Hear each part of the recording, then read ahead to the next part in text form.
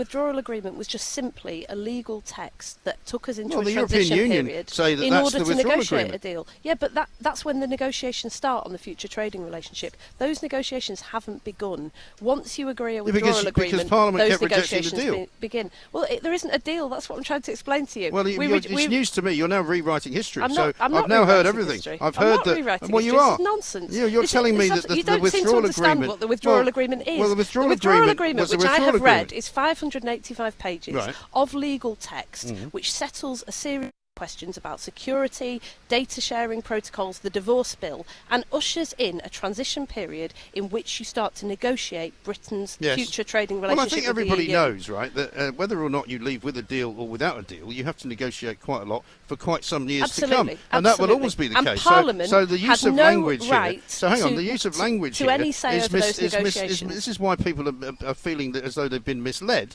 because you're using parliamentary sort of procedures and parliamentary niceties and parliamentary language to basically get away from the point, which is either you want to leave the European Union or you do not. And now we've got Labour MPs saying, "Oh, we wish we voted for Theresa May's deal now, and now we'd like to." I'm sorry, I'm not saying that. I don't know where you're getting this from. You're the only person sitting in this entire area who thinks you didn't vote down Theresa May's withdrawal agreement. The withdrawal agreement bill was proposed to Parliament. We never got a vote on it, and that is one of the reasons why Stephen Kinnock and others this week are trying to bring back the withdrawal agreement bill to give Parliament the chance to vote for that for the first time. Theresa May told us she had a withdrawal agreement bill that she was planning to bring before Parliament, on TV last night she resigned. No, hang on, Ruth Smeeth was on TV last night saying that she regretted voting against Theresa May's withdrawal agreement and would now like to vote for it. So you're telling me that nobody's ever voted for it at all? We had 3 meaningful votes. That is not a withdrawal agreement bill.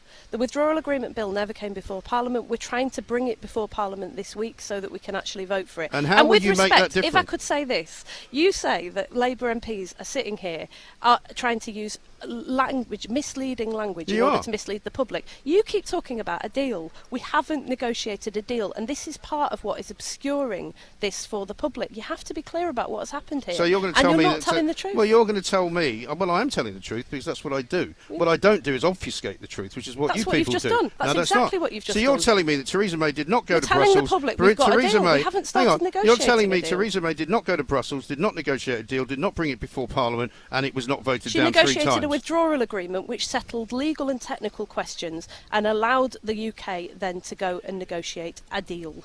Those negotiations haven't yet started. That is one of the reasons the public are so frustrated. It's one of the reasons I'm so frustrated, and it's one of the reasons that we're trying to bring that withdrawal agreement bill before Parliament for the first time to see if we can get a majority for it, and then allow Parliament and the government to have a role and a say in what those Why don't you have an election? Then you could be in charge of the government, and then you could do what you wanted. Because if we have an election right now, we give Boris Johnson the power to set the date, and if he sets the date for after the 31st of October, we leave the EU with no deal and no arrangements at all. Well, you say we haven't got a deal now. Well, we've got a deal because you just told me we didn't have a deal. We haven't left the EU yet, so we've got a deal in that we're still technically You just told me we haven't got a deal. Of the European you can't Union. even have a deal a minute ago and now not have a deal. I think you're just trying to. I think you're just trying to be difficult, to be honest. I'm not. I'm just trying to get at the truth. Nonsense. I'm just trying to get at the truth. We haven't left the EU right. yet. So do we have a deal? So we haven't negotiated a deal. You just said we had a deal. But we're in the EU at the moment. Yes. If we leave on the 31st of October, we aren't. I don't really understand what's so difficult about this for you. Well, it's not me that's difficult. I do my job every day, right? You guys haven't done your job for 3 years. Well, this is just complete nonsense because you're not doing your job now.